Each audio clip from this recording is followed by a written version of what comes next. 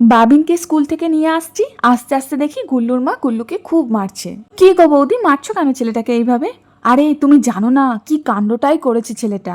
স্কুলে পরীক্ষার খাতা বেরিয়েছে আর ও 50-এর মধ্যে 40 পেয়েছে। ভালো নাম্বার পেয়েছো তো, তাহলে মারছো কেন?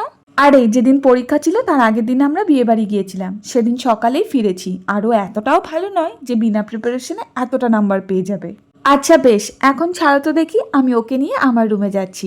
বাড়িতে নিয়ে এসে গুল্লুকে জিজ্ঞাসা করলাম, কি রে গুল্লু, কি খাবি বল? আজ তোর পরীক্ষার খাতা বেরিয়েছে, তুই এত ভালো নাম্বার পেয়েছিস। আন্টি, বলছিলাম যে তুমি ওই ব্রেড পকোড়াটা বানাও না, ওটা বানিয়ে দেবে। আমি বললাম ঠিক আছে বেশ, বাড়িতে তো ব্রেড রয়েছে আর ভাত খেতে তো এখন বহু দেরি, অল্প করে ব্রেড পকোড়া খাওয়াই যেতে পারে। পকোড়ার প্রিপারেশন নিতে যেই না রান্নাঘরে গেছি, অমনি গুল্লু এসে আমায় বলে, আন্টি তোমায় একটা কথা বলবো। আমি বললাম হ্যাঁ বল, কি বলবি? আমি না 40 পাইনি গো, 4-এর পরে শূন্যটা আমি নিজে থেকেই বসিয়ে দিয়েছি।